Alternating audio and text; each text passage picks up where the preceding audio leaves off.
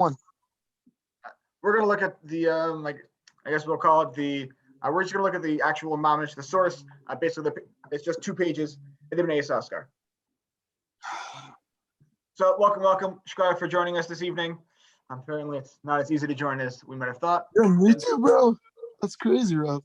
And what we're going to do tonight is we're going to explore a piece in the Bnei Yissaschar that was my first sort of jump into the Bnei Yissaschar. The Bnei Yissaschar is a Hasidic Rebbe, Ratzvi Melech of Dinov. He was the nephew of Rav Melech of Lizhans, basically like Hasidic royalty, and he was a Bnei Yissaschar.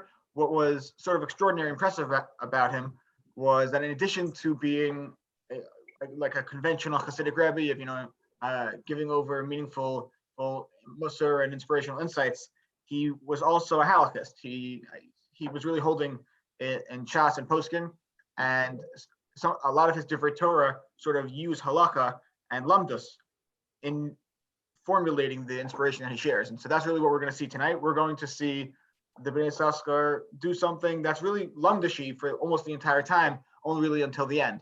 And so I'm very, very excited because it's super geshmak and crazy awesome. And so let's jump in. The question the Bnei Yissaschar is asking, this is in Chodesh Nisan, Mamar Gimel. And Bnei Yissaschar, unlike almost any other sefer I'm familiar with, doesn't comment. Oh, I'm not sharing my screen. Bnei Yissaschar doesn't comment on parshios. For the most part, as we've probably used to, when writing, they're writing based on parshios. Slas Emes is writing on parshios, and Siva Shalom is writing on parshios.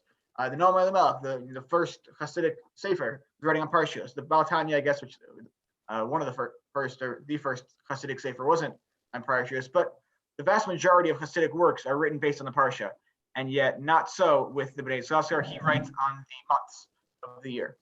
And so we're going to look at what he writes on the third month of the third piece in Chodesh Nisan, and he's going to try and understand what in the world is going on with Shabbos Hagadol. Why do we call it Shabbos Hagadol? So feel free to jump in and share your thoughts. And for the time being, I can't see you because I'm focused on the screen. So I'm sure that's okay. And I threw a few letters in just to help us navigate a little bit, but it's all here. And so we say. That is okay. Yeah? It's not coming in so clearly. Ooh, okay. So tell you what, I'm going to stop sharing my screen, and you No, it's fine. It's good. Rob, it's good. You can always look at me, and I'll just share it in the chat like I did the other one. Good call. No, Rob. Don't worry about it. Keep posting. It's all good. All right. Donnie, come on. I want to look at this guy's face. I don't know. I love you, Rob. Okay. All right, so we're going to try to understand, why is this Shabbos called Shabbos Hagadol? What in the world makes this Shabbos before Pesach, Shabbos Hagadol? So before we sort of jump in and start walking through, anyone know why this is called Shabbos Hagadol? It's big, great Shabbos. It is a great Shabbos. It's a great Shabbos. It's the Shabbos where all the yeshiva bracharim are home. It's before Pesach, everyone's together. It's a big deal. It's a great Shabbos. I mean, for me, every Shabbos is Shabbos Hagadol, but I guess this week is just we call it Shabbos Hagadol. Well, why do we call it Shabbos Hagadol?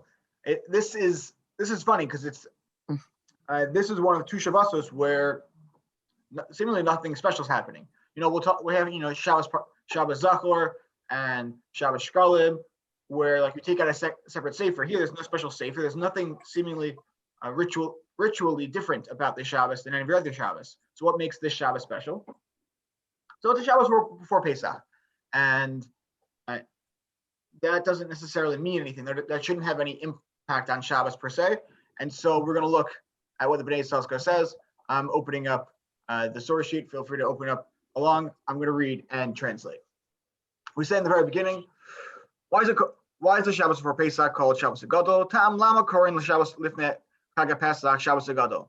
Hine kvar dibur b'zeh kol rishon v'achronim kol shiltei hagiborim ki yad Hashem hatov aleihem ve'eneh gam ani chelki l'chvod haTorah l'chvod haShabbos Shabbos kala v'is l'chol chayvetz uptatia d'araisa tavin. Basically, that's a flowery way of saying that everyone talks about this. This is a very, very common topic and theme. Everyone has sort of addressed in some way, shape, or form why this is called Shabbos Hagadol. And he's going to say, Yadua, at line A, Asher Kakamim Harishonim Darshu V'Chakar Lahotzi Halakha Lamito, Be'inyan Ha'avos Mimos Avram Shekim LaTorah V'Torah Nedava. And, oh, you know what? He doesn't mention it. I totally apologize. Okay, before we get into this, the most common response, the most common mahalach that we're going to find for why is it called Shabbos Hagadol is found in the Torah. The Torah is quoting the Tosfos in Shabbos on 86b, I think. And the Tosfos, whatever. It's basically everyone says it. Bnei Yissaschar, the base. Beis Yosef mentions it on the Torah. The Torah basically says that why is this week called Shabbos Hagadol? Because the year that Bnei Israel left Egypt, that year, the 15th of the month, was on Thursday. They left Mitzrayim on Thursday. And so if the 15th of the month was on Thursday, then so, the night, of the 15th after the 14th, they were eating the Korban Pesach. They were eating, the Paschal lamb offering. And that the Korban Pesach was a sheep, it was a lamb, it was the Egyptian god. And so what did they do 4 days beforehand? I think we're all familiar with this story, that they had to tie the sheep up, and the Egyptians said, hey Jews, what are you doing? Why are you tying up our god? And the Jewish response was, oh, we're planning on shechting it and eating it as a celebration to our god, which was a very geschmack, spit in the face to the Egyptians. And seemingly this was sort of like a very, very clear display that the Jewish people were rebelling. They were no longer subservient to their Egyptian taskmasters. They were subservient only to a Kadosh Baruch Hu. And so the Torah explains that they needed to check the sheep for 4 days prior. And so if you count back 4 days from the 15th, then you get from really the 14th, because they have to check it on the 14th. If you take 14 and subtract it by 4, what do you get, Daniel? 10. 10, exactly. So the 10th of the month, they had to take the 10th of Nisan, and on the 10th of Nisan that year, if the 15th was on Thursday, then that year the 10th of the month was going to be on Shabbos. And so this is called Shabbos Hagadol because this was the Shabbos where the Bnei Israel took the sheep sort of against their Egyptian taskmasters. Okay, why that makes it a Shabbos Hagadol, a little bit unclear. So that's what we're going to try and figure out. I apologize that Bnei Yissaschar didn't address it. I thought that he did. All right. Now, let's go back. So starting at line A over here, he says, Yadua, it was a Malukas. Asher Kakam Harishon Darshu Vakakr Lahoti Alakal Amito, Benyan Ha'avos Mimos Avram, Shekimu HaTorah, B'Torah Nidava, Ajlo Nisna. We know, the Gemara in Shabbos, the Gemara in Yuma on 28b says that Avram Avinu kept the entire Torah, kept the whole Torah Kula. And then it's Malukas, maybe he just kept Shev Mitzvahs B'nai Noach. No, Avram Avinu kept everything, including up to and including Ad Bechlal, Erev Tavshilin, implying that Avram Avinu kept the entire Torah in its entirety. If Avram Avinu walked into one of our Batei Medrash or Batei Knesios today, or not today, but in general, and then he would fit right in. He would totally understand all the halachos that we're fulfilling because he kept the Torah the same way that we did. But there's a question that comes up. There's a shaila that presents itself in that case. The shaila that presents itself is basically, plain and simply, if Avram Avinu is keeping the Torah, and the Medrash says that Yosef Atzadik kept the Torah, and our avos are keeping the Torah, were our avos Jewish? This is the question we're going to, I guess, lay out for the Chevra. Were our avos Jewish? Was Avram Avinu Jewish? Depends what you define by it. Okay, so let's put it like this. We're not going to say Jewish. We're going to say, was he more of a ben Noach or was he more of a ben Torah? This is a real diyun in halakha. Probably more of a ben Noach. Donnie wants to say ben Noach. Okay. He was the first one to see that there was only one God and stop being able to but we know that Yehudi was really like the first time we called Jews. Right. So Jew is maybe not the best terminology to use. The moniker Jew seemingly comes from the fact that after this, amid the destruction of the first temple, there was Malchus Yisrael and Malchus Yehuda, and Malchus Yisrael were dispersed. The 10 tribes were dispersed, and so you only had Yehuda, and then the Yehudim ended up becoming the only remaining Jews around. and so Judaism, the Yehudaisms, became in Yiddishkeit Judaism. But so that's why we're not going to necessarily use the term Jew, but instead of Jew, we're going to use the term Ben Torah. But still, you want to argue that Avram is more of a Ben Noach than a Ben Torah. And the Torah hasn't been given yet, and he's quite literally a Ben Noach. He was living in a time of idolatry. He himself, as we're going to say next week, was an idolater and in his early life, and so he's a Ben Noach. Totally fair. The alternative argument is, okay, fine. So there might not have been Matan Torah yet, but maybe there was no Matan Torah, and so you don't need to have like a whole elaborate conversion process. You could just be a Ben Noach. You could just be like a Stam guy, and then decide that you want to become extraordinary. Decide that you want to become, they sort of accept upon yourself all Malchus Shemaim and all mitzvos and all HaTorah, and so now you're effectively a Ben Torah. There was no means to become a Ben Torah outside of just accepting it upon yourself, and so that's all it takes. We often talk about how there are two qualifications for a guy to convert, but really there are three. The sort of obvious natural two that are external, at least for men, are bris milah, or something applicable if that's already taken place, and to go into the mikvah. But before they dunk in the mikvah, there's supposed to be a kabbalas al malchus shamayim and a kabbalas mitzvos. If the guy did not actually accept upon himself mitzvos, he's not really Jewish, which is basically the problem that comes up whenever you have a conversion that from either a rabbi who's not fully observant himself, whether you have a conservative reform conversion, it doesn't, as far as orthodoxy is concerned, you need to accept upon yourself all mitzvos. If you're accepting Reform Judaism and Reform Judaism says that you can drive on Shabbos when orthodoxy says you can, then you've not accepted all mitzvos. And so that's why those conversions don't work, and you have to convert again. And so if you have no ability to do the conventional Mamad Har Sinai conversions, and so the only option that you have is to just accept mitzvos, maybe that's good enough.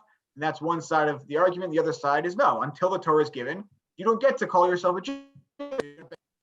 You are something else. You're a good Ben Noach who's keeping all the mitzvos. And so we know that Avram kept the Torah. We know that Yosef kept the Torah. But we know that they were keeping it voluntarily. They seemingly weren't obligated to keep it. And so the question arises in this top line here. Im yatsu michalal b'nei Noach lahakel bein lahachmir. Oh, Nemar lav kol kiminayu latzeis michalal b'nei Noach b'dvarim sheyeshna b'chumra etzel ben Noach Yosef Yisrael. Achinis na Torah b'nitzchad shehalach lahakel b'dar l'makabel Torah. When it comes to machlokas between Bnei Noach and Bnei Torah, when there's a chumrah that exists by a Ben Noach or a Ben Torah, which one do you have to follow? Do you have to follow the approach that we're Bnei Noach or that we're Bnei Torah? Seemingly, it's unclear. We don't know. If you're going to assume that you're full-fledged Ben Torah, then any time that a leniency exists for Bnei Torah, as opposed to a Ben Noach, you can hold on to it, you can keep it. But unclear if you're able to accomplish that in this context.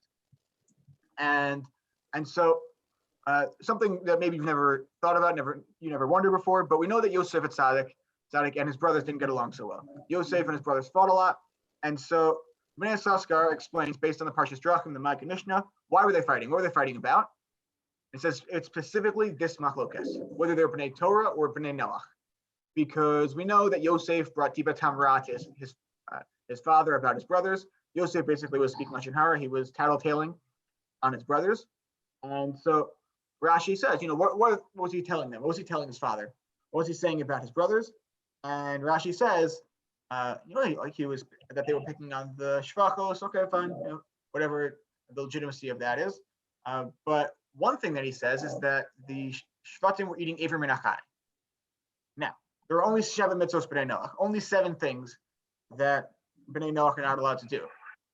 And so the shvatim, as far as they were concerned, said that they were Bnei Torah. And Yosef said, no, we're not Bnei Torah. We've not yet been Mekabel Torah. We're really Bnei Noach. But even so, whether you're Ben Torah or Ben Noach, you're not allowed to eat Ever Menachai. You can't eat a limb of a live animal. So what's pshat? How in the world is Yosef telling his father that they're eating Ever Menachai when you totally can't eat Ever Menachai?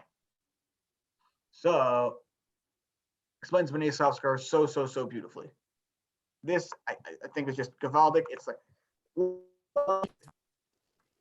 so So really, it's quoting the Parshas Drachim, and he says, "Shadavar hazeh haya machlokas kaduma ben Yosef ben Achav shiftei Yishurin, masha hotzias divatam v'kulei. Shayu ochel ever menachah, shayu ochel mifarachases, uven pakua asher shchita v'ne'asar levan Noach ad sheyamusu v'Yisrael shchitim uteres."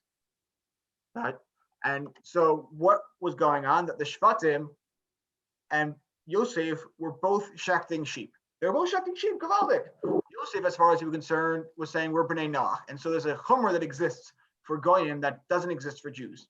When you shecht an animal, with this, people talk about it with chickens, but it exists with I think many animals. The animal still has like nerves that haven't quite made it like down to the legs. Once you've actually severed the head from the rest of the body, to get a little bit graphic. And so when you've made that separation, the animal might literally still be kicking. And so what's the din of the animal while it's still kicking? If you rip a limb off of that animal while it's still kicking, even though it's already been shechted, is that called Eivir Ben Achai? I mean, the animal's been shechted, so maybe it's dead, but it's still kicking. So for Bnei Torah, if it's been shechted, then that's the sort of the green light. You're allowed to start eating the animal. You're allowed to start preparing the animal, ripping the limbs off. But for a non-Jew, because they don't have a mitzvah of shchita, they need the animal to be entirely lifeless. They cannot still be kicking. It can't still be a mifracheses, as we said. And so what was going on? The Shvatim who said that they are Bnei Torah, and Yosef who says they're Bnei Noach, were doing differently. Yosef is saying we gotta wait till the animal stops moving, and the Shvatim are saying no, we can eat it while it's still kicking. We're Bnei Torah, it's not a problem. So Yosef is saying they're being Mako when they're not supposed to be. They're pretending like they're Bnei Torah when really they're Bnei Noach. What was the gossip? What was the tattletaling that Yosef was bringing to his father? Abba, they're paskening incorrectly. Halavai, that the tattletaling that would go on in our homes or in Klal Yisrael's homes would be that brothers are complaining that they're to their father that my big brother's paskening incorrectly. And so we see we're going to jump now to B. That and we see this is even amongst Rishonim. It's still up in the air whether our avos were called Bnei Torah or Bnei Noach. The Yissaschar lakan lakan. Kol shel davar k'fi anira mi'imot hashvatim ha'isa halakha hazos b'safek lo ispek hilkos keman. And really, ultimately, it didn't end up paskening one way or the other. And so we don't really know. They didn't know whether they were supposed to be considered Bnei Torah or Bnei Noach. And so, if that's the case that a Ben Torah, that our avos were not necessarily Bnei Torah, not necessarily Bnei Noach, then there's one significant nafkamina that comes up. What is the biggest, I guess you could say, chumrah that exists by a goy that does not exist for a Jew? What are Jews allowed to do that goyim are not allowed to do? Keep Shabbat. Keep Shabbos. So the goyim are not allowed to keep. Goyim are not allowed to keep Shabbos, and Jews are allowed to keep Shabbos. So if Yosef is of the opinion that they're Bnei Noach and not Bnei Torah, then Yosef has a serious problem. As far as he's concerned, he has to break Shabbos on a weekly basis. But for the Shvatim, they're not necessarily concerned that way. And so this comes up in a very, very significant manner. This, on the second column of the Bnei Yissaschar, is what we're going to look at. And this is going to be sort of our main point. On the left column where it says C, he says that a Ben Noach Shabbos is going to be Chayav Misa. And so if their din is a Ben Noach, they're going to have to break Shabbos on a weekly basis. We basically just said all of that. This is very cool. I highly recommend that you look inside for this piece. This is D. Because we're in a tight-knit group, even though I'm recording it, this really is just sort of crazy lumdus, pilpul. This I don't think is meant to be taken literally, but very, very cool. Let's take a look at the Haggah, at the little asterisk thingy that he's got going on the left column. He says, Uvazeh perashnu mikrai kodesh ne'emarim etzel Yosef. And this is what the Mikrai Kodesh, this is what how we can explain something that happens to Yosef. Because remember, Yosef holds that he's a Ben Noach and not a Ben Torah. And so all the chumras that exist for Bnei Torah don't apply to him. And so Yosef and Ashes Potiphar have their little interaction.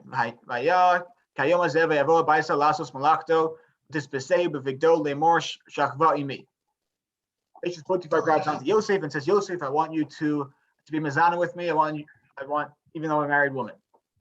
And Yosef and Bnei Yissaschar continues, Hine hadvarim tzrichim bir. Echad amr kayom hazeh. And move on. What do we mean kayom hazeh? What's this day? Why does the day that Yosef goes in matter? Yosef. It was that day. What kayom hazeh? And the second point we're going to ask on Vayavo Yosef abayisa lasos malachto. Lamali. Why do I need to know that Yosef was going to do his malacha? So first of all, if you look at the Gemara in Sota, then it implies that the malacha Yosef is going to do is Yisurim. But okay. Third question we're going to ask.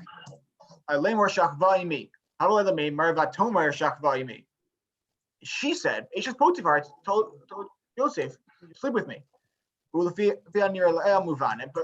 based on what we're explaining, this whole machlokas about Ben Torah, Ben Noach actually fits in so beautifully, so perfectly. This is so bishmak. Tehine. Hayom hazeh yitaken lefasra al yom haShabbos. Hayom hazeh means it was Shabbos. Today, the day that Yosef goes into Eishes Potiphar was Yom HaShabbat. The Nisna be Moshe alav vayikam Moshe. Great. And moving on. Sorry, he's just explaining that whole piece. But Kayom hazeh means it was Shabbos. Skipping to the next page to D2 on the right side column. Aval. Kevin Shelo Amar Shum Klo Haya Shum Eka Mancha Abayas Uva Atmo Lasos Malakto Hivina Eishes Potiphar to Rotza Lahachmer Kedin Ben Noach. Eishes Potiphar sees that usually on Shabbos Yosef wasn't going to be doing any malacha mamash. He was going to break Shabbos in some little way, but he noticed there was no one else around. There was no one else who would be able to really break Shabbos in a significant way for him. This sort of implies that if you have to break Shabbos, ideally you don't want to break Shabbos in a full-fledged malacha way. You don't want to like mamash light a fire or write out a whole essay. Instead, you want to figure out a way to break Shabbos in a smaller way. So seemingly Yosef would instruct the servants working underneath him to do a malacha. Light that fire. Servant person, light that fire. Instead of now Amir Lunafri, as a shlichus, Yosef was breaking Shabbos in a small way. But Eishes Potiphar sees that Yosef is breaking Shabbos mamish. That Yosef had to figure out some way to do malacha, some way to break Shabbos because he's a Ben Noach. Ben Noach Shabbos Chayim Misa. He can't keep Shabbos. And so what does she do? She grabs him. Tisbeseu b'vigdo shahaya mishuna mishalchol chavat Shabbos, and naturally she grabs onto his clothing, which was special clothing because it was Shabbos. Dihine rasa shnei hafachim rasa shu shomer Shabbos u'meshana begadim l'chavat hayom. Rasa also osa malachto daika v'lo malachas adona v'humi bli hechrek. He's doing malacha for himself and not for his master. He's breaking Shabbos. She sees that today's Shabbos and Yosef cares enough to break Shabbos. Hine.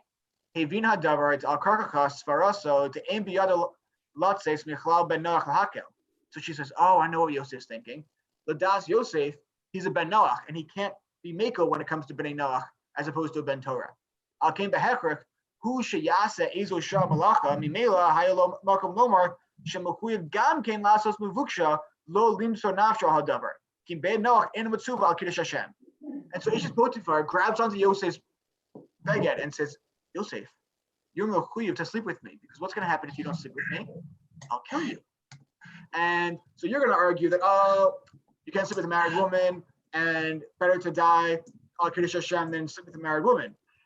But Eishes Potiphar says, no. That's a halakha for a Jew, for a Ben Torah. But Yosef, you don't think you're a Ben Torah, you think you're a Ben Noach. So you have no halakha of giving yourself up to me rather than being killed. You are obligated, you have no halakha of being killed rather than giving yourself up to me. You're actually mechuyev, you're obligated to sleep with me because Jews and non-Jews alike have a mitzvah of ushmartem l'nafsho seichem, that you're not supposed to allow yourself to be killed. But you as a Ben Noach, you're mechuyev to not allow yourself to die. So more important, more valuable, more necessary is for you to sleep with me than for you to allow us to kill you. Al Kiddush Hashem, because you have no mitzvah Kiddush Hashem. What a gavaldik taina from Eishes Potiphar.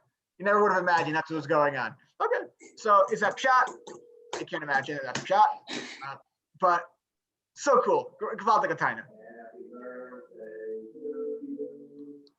Happy birthday to you. Birthday. Not to me. Oh, fine. Whose birthday is it? My brother. You're not singing happy birthday to your brother? I called him earlier. Oh, this is over. Disgusting. Yeah. It's not live. It's okay. All right. Happy birthday to which brother? Yeah. Taco. Happy birthday, Taco. Okay, I'll reach out to him later. All right, back into the Bnei. We know that Yosef and his brothers had this little machlokas, and so now we're going to look into the source of Shabbos Hagadol a little bit more, because now we can appreciate and understand that Yosef is of the opinion that they have to break Shabbos on a weekly basis, and even if the Shvatim don't agree with, actually, before I share, and the Shvatim might disagree. The Shiftei Kam might say, no, we're Bnei Torah, we don't have to break Shabbos. However, then they go down to Mitzrayim, and in Mitzrayim, Yosef is the Rav. Now, this doesn't really exist so much today. Nowadays, it's very important that all of Am Yisrael basically keep the same halacha. But it used to work, both in terms of like Chazal or Rishonim for sure, but even as early as like 150 years ago, when you had like old communities in Europe. If you had a Rav who paskin one way, then that was the shita, that was the psak, and that's what you did in your town. What if in a different town they didn't follow that halakha? That's fine, because the Rav was only the Rav in this town. And so you would have examples of people keeping totally different halachos based on the different psakim, different masoras that existed in each town. And as someone commented to me once, that the city of Worms, which was around for 1,000 years when it was destroyed during the Holocaust. There was Jewish tradition there for 1,000 years. There were probably minhagim and worms that we just don't know about, that didn't exist anymore, that were around for a millennium. But a more like fun application is that a problem came up when this melting pot of America came up, and you had I guess we'll call them yeshivish Jews. You had Lithuanian Litvaks coming to the United States, and you had Hasidim coming, and you had Hasidim from Hungary who paskin lehalacha that Rabbeinu Tam's manim were the Iker's manim. Just like we paskin that we follow the Gra and the Baal Tanya instead of the Magen Avraham, so we can wake up later and daven later. Also, Daniel can wake up later and daven later. So too, we paskin that Shkia, that Nates and Shkia are whatever times they are. I guess when we think about Motzei Shabbos, that Shkia is 48 minutes after sunset. But when we talk about Rabbeinu Tam's 72 minutes after sunset. The halacha, Rabbeinu Tam's shita is not you should keep Shabbos longer. You should start Shabbos at sunset and keep Shabbos 72 minutes extra. He said no. Shabbos starts later. Sunset is later. The shita of Rabbeinu Tam is just that the day, when we calculate the day, is a little bit longer than I guess we'll say the normative opinion that we're used to today. So what you had at the beginning of the 1900s were Hasidim who were in the United States, who were driving around when it was already dark on Friday night, because let's ask them, it wasn't Shabbos yet. And that was totally appropriate, totally okay, because they were following a psak of Rabbeinu Tam. And that's the story that they had. So that wasn't working well, and you couldn't have such disparity in the Jewish community. And so the way I heard it, I think Rav Moshe made a deal with the Hasidim that they would stop doing that. And I don't remember what they got instead, but whatever, there was some agreement. But the idea here is that you could have a community where, even though they disagree, you have to hold of the psak of that Rav. And so when Am Yisrael go down to Egypt, when they go down to Mitzrayim, who's the Rav of Mitzrayim? Yosef. And so now you have to hold according to the shita of Yosef HaTzadik, and Yosef says, we are Bnei Noach.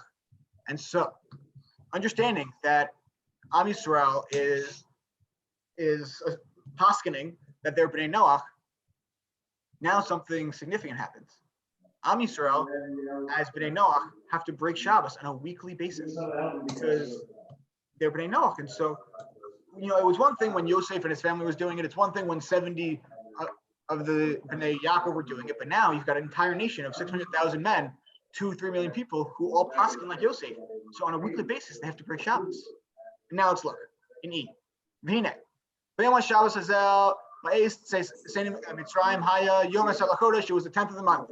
It was Shabbos. And Tziva Hashem Yisparach Likak Boba Yom HaKarban Pesach. And they had to take the lamb for Karban Pesach.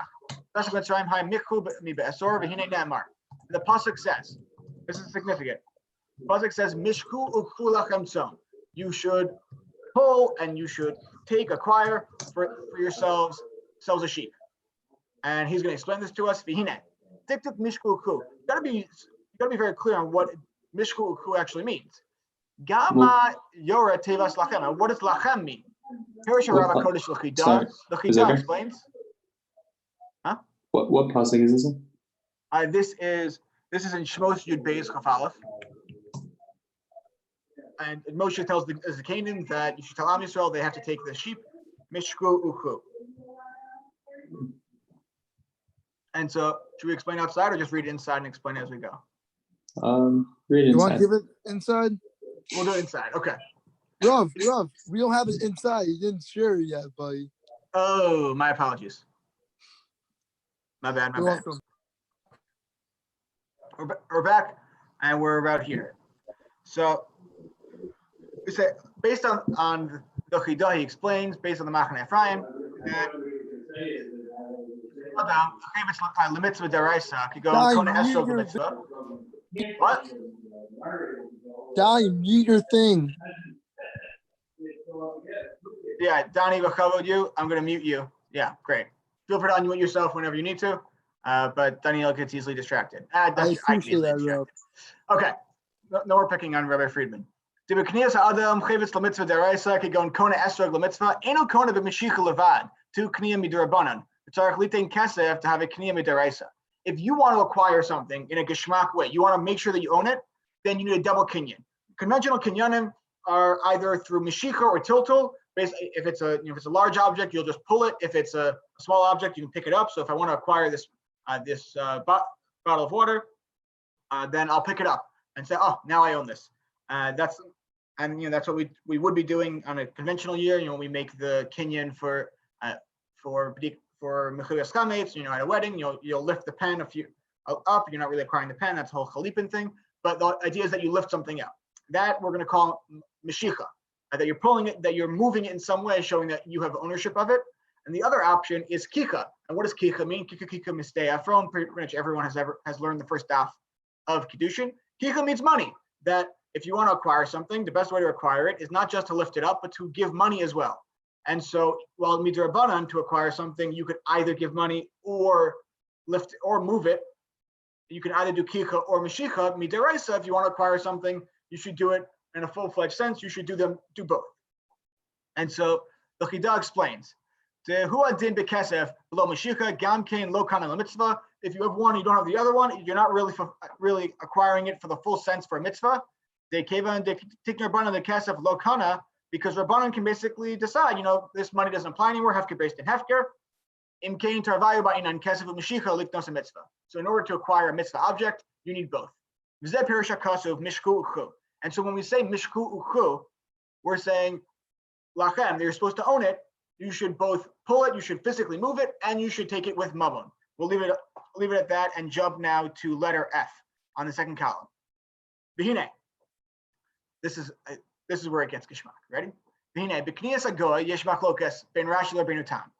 Gavaldik, Rashi and the grandson argued against one another. Rabbeinu Tam is telling Rashi that he's wrong. Rashi, Zichron Levraka Svirle, the Kona b'Maos v'lo Mashika. Now, what's the Ikar Kinyan? What's the best way to acquire something? With money.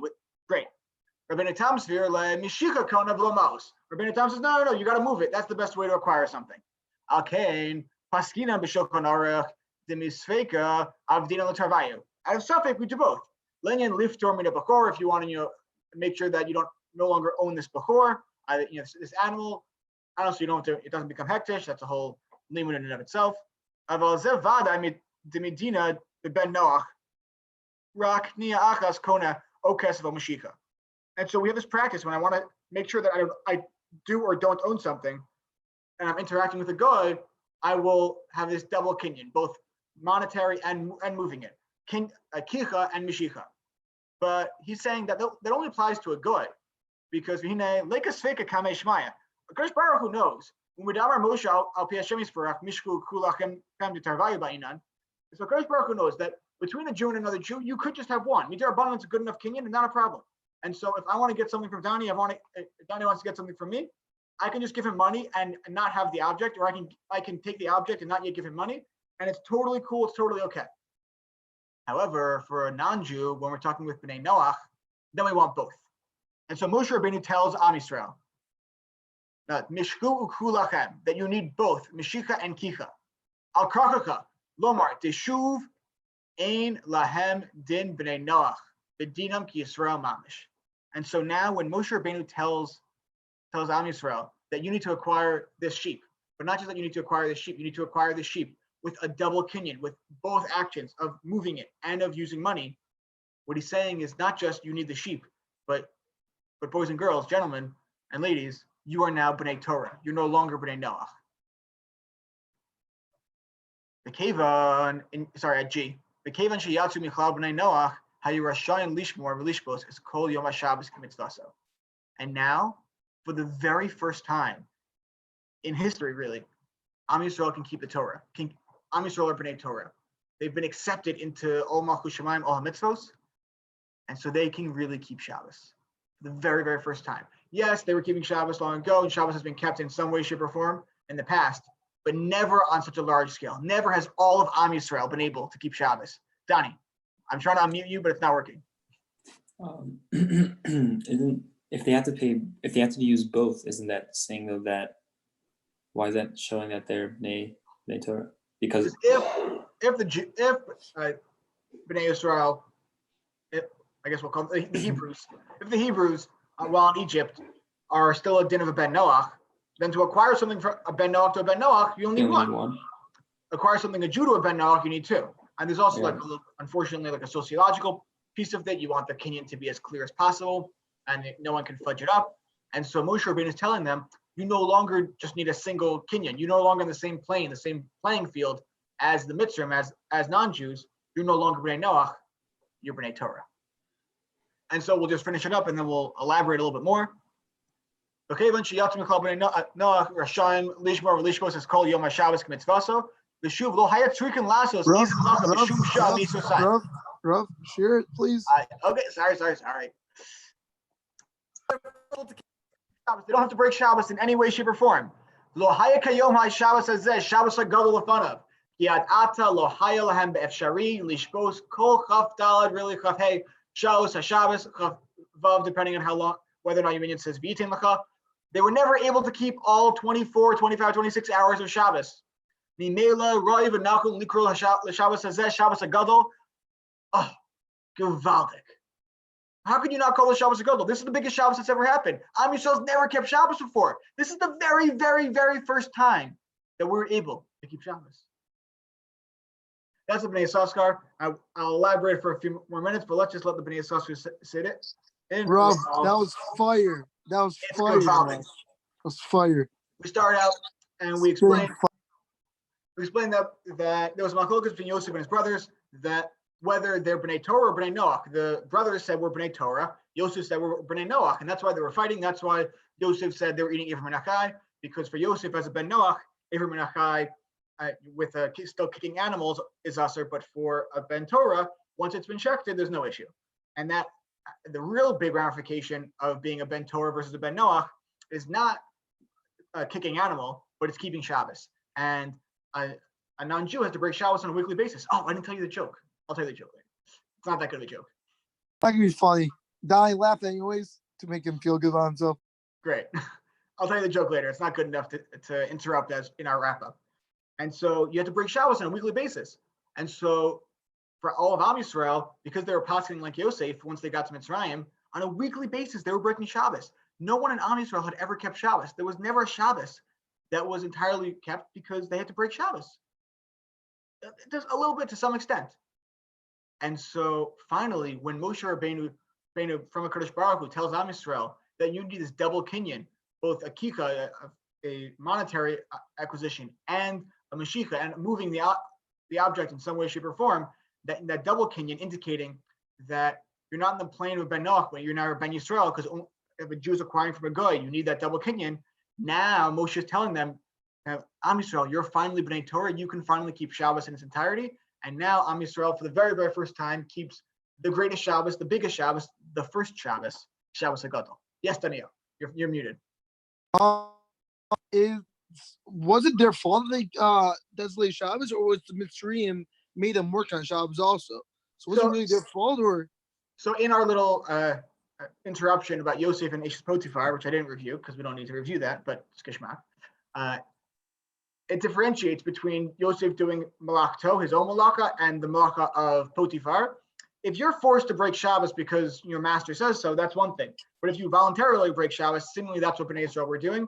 Even though their Egyptian taskmasters might have forced it upon them, they were also breaking Shabbos of their own volition to a little small extent. So there's lumdus that we could get into if we want. We're already at 8:44, and so we can wrap it up in the next couple minutes. I just sort of give you food for thought, or I can get into a little bit of the lumdus about what happens when you have lumdus. And do we know what happened before, like what happened to make them Bnei Torah, or just like they're leaving Mitzrayim, therefore? Okay, so yeah, I didn't clarify that enough. Seemingly, the reason why they were not Bnei Torah, why Avraham, Yitzchak, and the Shvatim were not considered Bnei Torah, or might not have been considered Bnei Torah, was because they were voluntarily doing it. They were never commanded. In order to become a Ben Torah, you need to be given a mitzvah, a halakha, some sort of commandment, some sort of indication that you are connected to a Kadosh Baruch Hu. To be called a Ben Torah, there has to be some connection between you and God. And if God never asked you to do this, there's not really that connection. But as soon as Bnei Israel get a mitzvah, once the Kadosh Baruch Hu gives them the mitzvah of Korban Pesach, now they've got not the Torah in its entirety. They get Shabbos a little bit later on. They get Kibbutz Avim, Paraduma, but they've gotten some mitzvah. And so there's a piece of Torah that has been given to them. So now when they're voluntarily keeping the rest of it, they at least have some context for the relationship. Make sense? All right, we'll do a little bit of lumdus before I give you the musar. Lumdus is what happens if you're in this Ben Noach situation. Let's say you are a convert. If you're a convert, then you want to keep the Torah to the best of your ability. You basically pretend like you're Jewish. You keep all Torah mitzvos, but you have to break Shabbos on a weekly basis in some way. And so I have a friend named Nolan. Nolan is a wonderful young man. His name is Nolan Edmondson. He went to St. Francis Catholic School. He's not quite as white as we are. He's actually quite black. And he converted to Judaism when he was 18. And so he went through this whole process.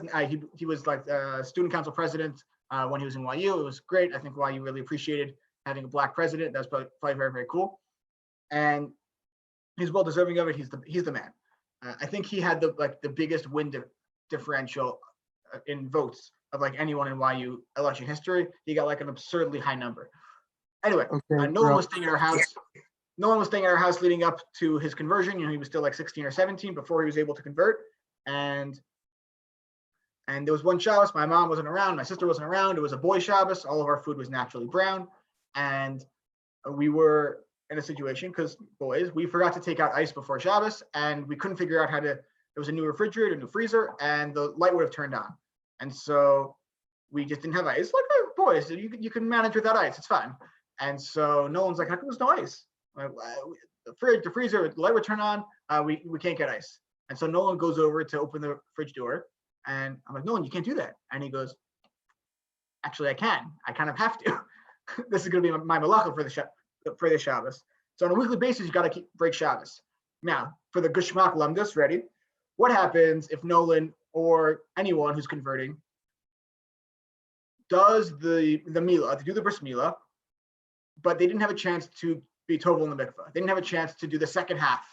So you're kind of Jewish because you have a Bris Milah, but you're not fully Jewish per se because you don't have, because you didn't go into the mikvah.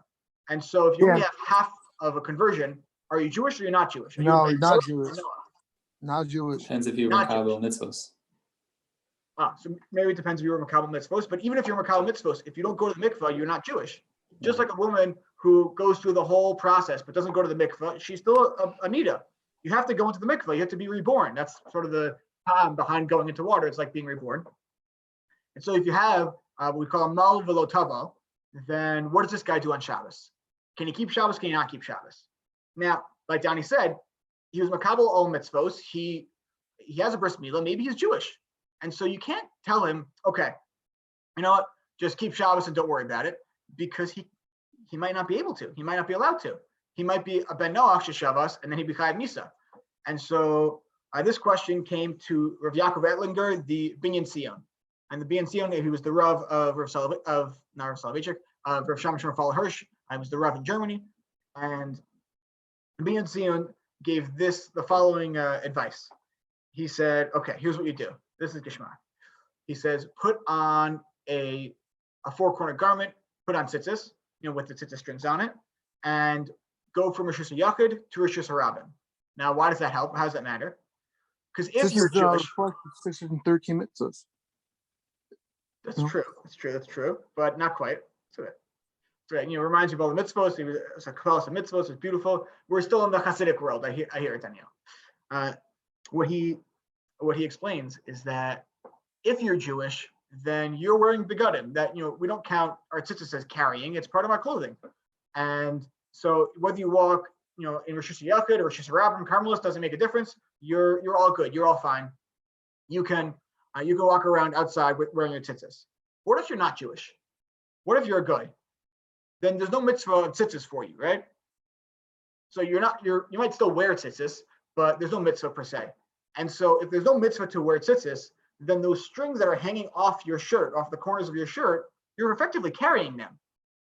And so when you walk from Rishus HaYachid to Rishus HaRabim, or seemingly even Rishus HaYachid to a Carmelist, with like a Carmelist that doesn't have an Erev around it, when you go from one domain to another, then you're carrying the tzitzis strings because there's no mitzvah to wear them. And so if you're a guy, you've now broken Shabbos, you've carried from one domain to another, you've done Hotzah. If you're a Jew, though, you haven't done anything, you're just wearing tzitzis. So in that way, you can break Shabbos without actually having to break Shabbos. Geshmak Lamdis, very, very cool. I'll tell you the joke and then a little bit of not muster, but a machshava to sort of end with. The joke, this is just an important joke for you to know in your life. Kayadua, there are many people who don't hold of Erevin. And unfortunately, when it comes to Jews, Rabbi Phil Karish says that this is how Jews tell jokes. Like, all right, there are three things you need to know before I tell you this joke. So I told you one thing. So there are two guys, Kavrusos, Baruch Hashem, every single Shabbos, they learn together. Diane knows where I'm going with this, that's okay. Two Kavrusos, they learn together every Shabbos. They're best friends, their families are best friends, their kids are all the same age, it's perfect. And so you've got Steve, no, I'm not gonna say Steve because we know Steve. And so we've got good Jewish men, but they're not named Steve and Daniel. That was my example on the previous year. They're named, we'll say Judah, Judah and Israel. And Judah and Israel, they're best friends, they're Chabrusas. And Israel approaches Judah and says, Judah, my best friend, my dear friend, I want you to be an aide. I want you to be a witness at my daughter's wedding. And Judah says, oh, that's so kind of you, so sweet of you. I really appreciate it. I can't do it though. Why not? I can't do it. And this goes on back and forth. Please be an aide at my daughter's wedding. We're so close. No, I can't do it. I can't be a witness. And so finally, it's a week before the wedding. And Judah says to Israel, and Israel says to Judah, whatever.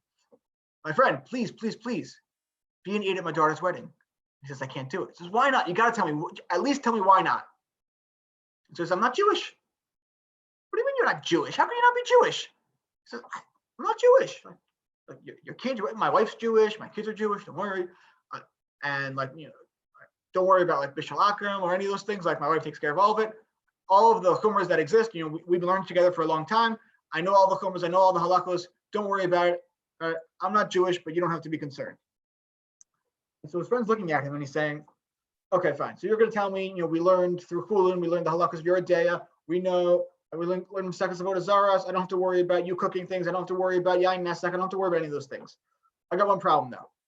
You and I have literally spent Shabbosos together where the entire time. We didn't separate for a moment. And I've never seen you break Shabbos. You keep Shabbos every week. And we know, Sanhedrin, Gosh Shabbos Chayav Misa. And so his friend says, oh, don't worry about it. It's fine. I break Shabbos on a weekly basis. What do you mean? I've never seen you break Shabbos. He says, you never saw it, but every week, every Shabbos, I walk around with my key in my pocket. And he's like, we have an Eruv in our town. He says, come on, you think I hold the Eruv? All right, you know what? That took a little too long. Thank you. Okay. All right, here's where we're gonna end. Maybe out of the recording, I'll delete that part. I didn't punch it well enough. That's okay. Thank you for your laughter. Rob, that was funny joke, Rob. Called it a joke. Funny, hilarious, hysterical. Rob, it's the funniest joke you ever told in your life, by the way. And That's probably true. I'm muting Danielle now forever. We talked about the Jewish people finally being able to keep Shabbos for the very first time. And when that moment came, it was so exciting, it was so great because they had not been able to do it. We, Baruch Hashem, keep Shabbos on a weekly basis. Breaking Shabbos is not something that comes up for us. Speak for yourself, bro. It's coming up a little bit. It's coming up to some extent in and around. It's coming up in and around the whole Zoom Seder thing, but generally we get to keep Shabbos without any issue, without any worry. And so one, just an appreciation that we get to keep Shabbos. But I think in this sort of time period that we're in, we're sort of forced into a Shabbos. We're sort of forced to stay into our homes. We're not going out per se. We're staying inside. Shabbos is really an internal experience. And we said you don't go outside on Shabbos. And so just like Shabbos is sort of that internal experience where we don't leave, where we stay focused on what's going on inside us and inside our homes. This coronacation, this COVID-19 time period that we're in, it's not about exploring the outside world. It's about exploring internally. There's a fascinating, let's say there's an obscure agadatum, Sekastinus, that I've been telling people that when Adam Harishon was first created, he spanned the entire world. And so Yesh Omrim, that what does it mean that Adam Harishon spanned the entire world? He spanned left to right, east to west, from one side of the globe to the other. The other opinion is that he didn't span east-west, north-south. He spanned from Aretz all the way to Shemayim. He was super, super crazy tall. And Rav Soloveitchik says that you can never learn an Agadata and say, oh, that's a crazy Agadata. We don't have to worry about it. You have to always explain Agadatas, or people are going to think that Chazal just made things up. And so what is that Chazal teaching us? I saw from a Yissaschar friend in his Parsha book, a friend in the Parsha 3.